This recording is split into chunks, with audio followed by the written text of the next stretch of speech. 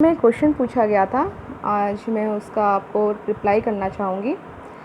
NCERT में ये topic तो दिया हुआ नहीं है, लेकिन फिर भी ये आपके लिए जानना ज़रूरी है, क्योंकि कभी कभी ऐसे क्वेश्चंस हमें मेडिकल एग्ज़ाम्स में और अदर कम्पिटिटिव एग्ज़ाम्स में ठीक है दिखने को मिल जाते हैं। तो इसमें क्या है कि आपको मैंने प्रीवियस लेक्चर में बताया था कि जो इम्यूनिटी होती है वो दो प्रकार की होती है। इन्नेट इम्यूनिटी होती है और एक्वायर्ड इम्यूनिटी होती है, ठीक है। अब जो एक्वायर्ड इम्यूनिटी जो है उसको फिर मैंने फर्दर डिवाइड किया था कि वो फिर फर्दर टू टाइप्स की होती है। एक टी सेल्स के द्वारा प्रदान की जाती है और एक बी सेल्स के द्वारा प्रदान की जाती है।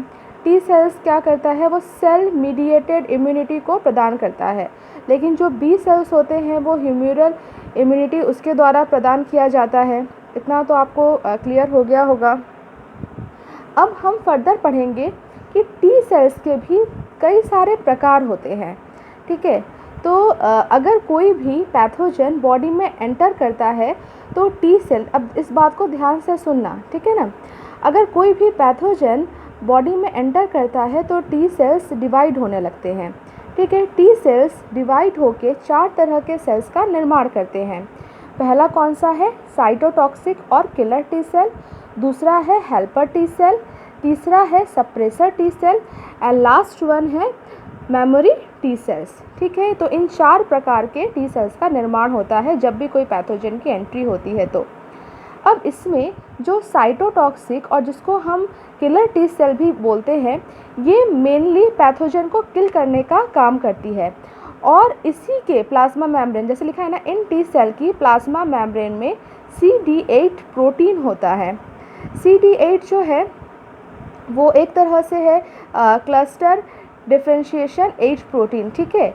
ये क्या काम करता है, ये मतलब ये स्पेसिफाई करता है कि जो पैथोजन हमारी बॉडी में आया है वो हमारी बॉडी का पार्ट है कि नहीं है, ठीक है। अब जो मान लो कि ज़रूरी नहीं है कि कोई पैथोजन ही आए, हो सकता है कि कोई ऐसा मतलब कोई ट्रांसप्लांटेशन कुछ कर दिया गया हो, ट्रांसप्लांट किसी बॉडी ऑर्गन का किया गया हो, तो भी ये जो किलर टी सेल्स हैं ये क्या करेंगी, ये पहचान करने की कोशिश करती हैं कि ये हमारे बॉडी का ही पार्ट है कि नहीं है। तो उनको ये पहचान करने में उनकी हेल्प करती हैं ये CD8 प्रोटीन। तो जो CD8 प्रोटीन है ये कहाँ पाई जाती है, ये पाई जाती है जो साइटोटॉक्सिक किलर टी सेल है ना, उसकी जो प्लाज्मा मेम्ब्रेन होती है उसके ऊपर ये पाई जाती है। देन सेकेंड टाइप की जो टी सेल्स होती हैं वो होती हैं हेल्पर टी सेल्स, ठीक है।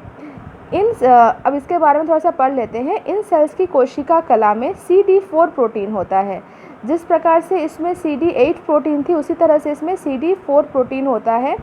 ये कुल टी सेल का 66 से 70% होती हैं। ये कोशिका AMI, फुल फॉर्म क्या है, एंटीबॉडी मीडिएटेड इम्यूनिटी, तथा CMI मतलब सेल मीडिएटेड इम्यूनिटी, दोनों प्रतिक्रियाओं को बढ़ाती हैं।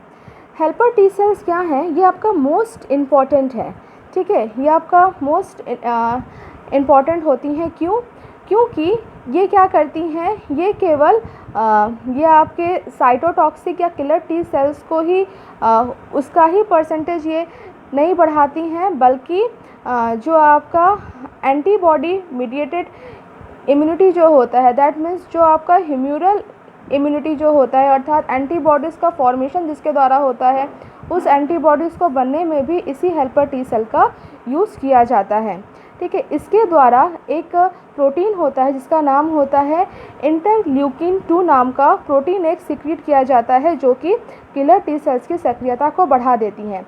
और हेल्पर टी सेल को मास्टर स्विच भी बोला जाता है, ठीक है। मास्टर स्विच क्यों, क्योंकि अगर हेल्पर टी सेल्स नहीं रहेंगे तो ना हमारी बॉडी में एंटीबॉडीज़ बन पाएंगी, मतलब AMI अर्थात एंटीबॉडी मीडिएटेड इम्यूनिटी भी अपना काम नहीं कर पाएगी और सेल मीडिएटेड इम्यूनिटी भी अपना काम नहीं कर पाएगी, ठीक है। दोनों का बहुत कम हो जाता है, मतलब दोनों का जो निर्माण होता है वो इसके अभाव में बहुत कम हो जाते हैं। अब थोड़ा सा और सिंपल लैंग्वेज में अगर मैं आपको समझाऊं तो सपोज़ करो ये है हमारे एक टी सेल्स हैं, ठीक है। ये सपोज़ करो कि ये किलर टी सेल्स है जिसको हम साइटोटॉक्सिक किलर टी सेल भी बोलते हैं। इसके ऊपर इस तरह से ये एक रिसेप्टर्स होते हैं। यही जो रिसेप्टर्स होते हैं ये होते हैं CD8 प्रोटीन के बने हुए, ठीक है। यही जो रिसेप्टर्स हैं ये CD8 प्रोटीन के बने हुए होते हैं। और ये करते क्या है, ये किसी भी पैथोजन को कैच करने का काम करते हैं। कैच करता है, फिर वो पैथोजन इसके अंदर जाता है और फिर क्या हो जाता है, वो उसको मार डाला जाता है। इतना समझ में आया। उसी तरह से हेल्पर टी सेल्स के भी ऊपर क्या होते हैं, इसी तरह से आपका क्या पाए जाते हैं, एक रिसेप्टर्स, ठीक है। रिसेप्टर्स मतलब रिसीव करने वाले एक पार्ट पाया जाता है जो कि CD4 प्रोटीन का बना होता है। यहाँ पे 4 जो है उसका जस्ट एक मॉलिक्यूलर वेट है, ठीक है। वो जो प्रोटीन है उसका मॉलिक्यूलर वेट को दर्शाता है। देन इतना दोनों आपको समझ में आया होगा। आपने पूछा था CD4 और CD8 क्या होता है। Then suppressor T cell. Suppressor T cell क्या होता है, जब हमारे बॉडी में पैथोजन पूरी तरह से ख़त्म हो जाते हैं, ठीक है, तो ये बी तथा टी सेल क्या होते हैं, इनकी सक्रियता को ये कम करते हैं, ठीक है। सप्रेसर टी सेल का मतलब क्या है, अब जब हमारी बॉडी में पैथोजन है ही नहीं तो बहुत ज़्यादा एंटीबॉडीज़ और ये साइटोटॉक्सिक किलर टी सेल्स हमारे बॉडी में, अब उसका क्या काम है, कुछ काम नहीं होगा। तो उसको क्या करेंगे, धीरे धीरे फिर ये कम करना स्टार्ट कर देंगे। तो वो सप्रेसर टी सेल द्वारा किया जाता है। और ये मेमोरी टी सेल्स चौथा टाइप है आपका, मेमोरी टी सेल्स। मैंने आपको बताया था इम्यूनिटी चैप्टर में कि एक्वायर्ड इम्यूनिटी जो होती है उसमें मेमोरी जनरेट होती है। दैट मीन्स सेम पैथोजन की एंट्री अगर दोबारा होती है तो ये एक्वायर्ड इम्यूनिटी में एक तरह की मेमोरी बन जाती है। मतलब उसको याद रहता है कि एंटीबॉडीज़ के बनने का प्रोसेस क्या था। तो मेमोरी टी सेल्स भी क्या करती है, मतलब उनके पास एक मेमोरी सुरक्षित रहती है कि फिर से वो क्या करें, इस killer T cell, helper T cell को का निर्माण कर सके, साथ ही साथ में वो क्या कर सके, एंटीबॉडीज़ का मतलब निर्माण का प्रोसेस क्या था उसको भी वो याद रख सके। तो हमारी बॉडी में कुछ मेमोरी टी सेल्स भी पाई जाती हैं जो कि पैथोजन का जब अटैक हुआ था तो उस अटैक में क्या क्या चीज़ें की गई थी, ठीक है, उसको याद रखने के लिए कुछ मेमोरी टी सेल्स भी बॉडी में पाई जाती हैं। तो ये है नोट से आप इसका स्क्रीनशॉट लेके आप उसको लिख सकते हो। देन आपके लोगों के द्वारा पूछा गया था MHC क्या होता है। तो MHC का फुल फॉर्म होता है मेजर हिस्टोकम्पैटिबिलिटी कॉम्प्लेक्स।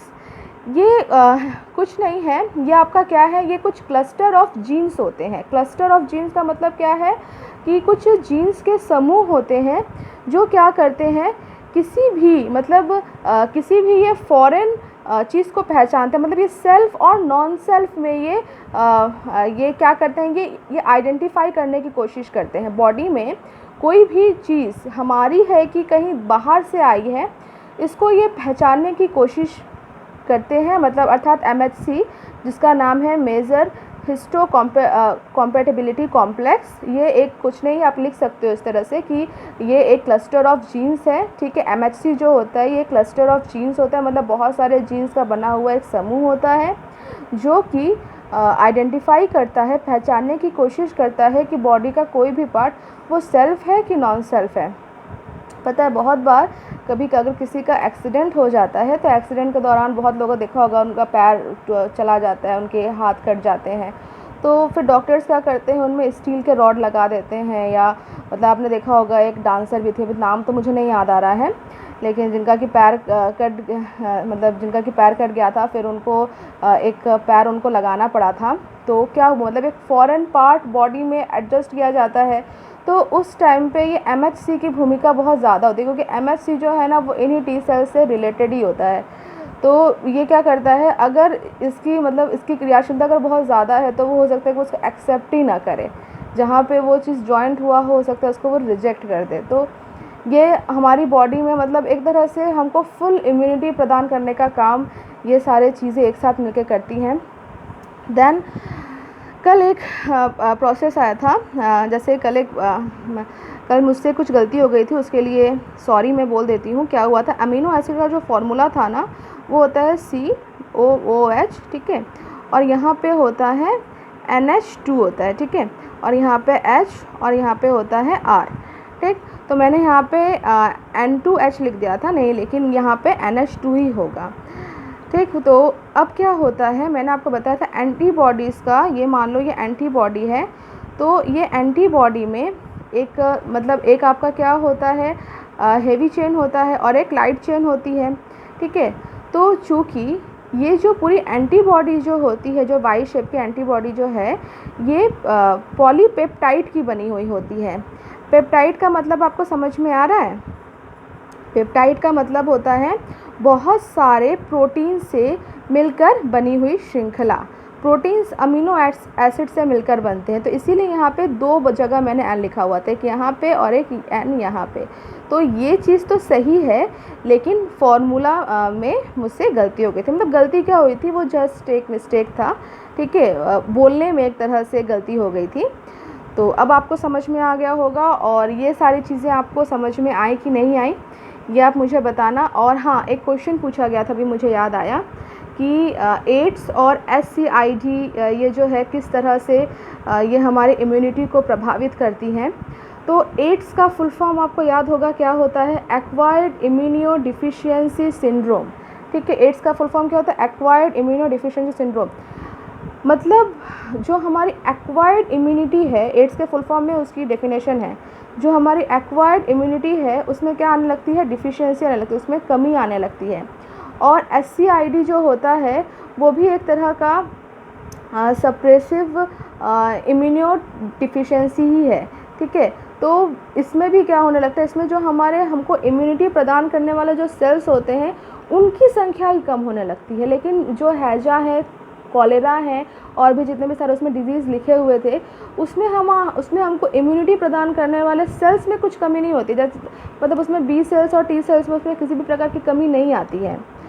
तो लेकिन जो SCID है और जो एड्स है उसमें क्या हो जाता है कि उसमें हमें इम्यूनिटी प्रदान करने वाले सेल्स में उसमें कमी आ जाती है। ठीक है, तो आई होप आपको ये वीडियो समझ में आया होगा, और अगर समझ में आया है तो प्लीज़ लिखना ग्रुप में कि हाँ क्लियर हुआ। ठीक है, और कोई प्रॉब्लम है तो भी आप पूछ सकते हो। Thank you.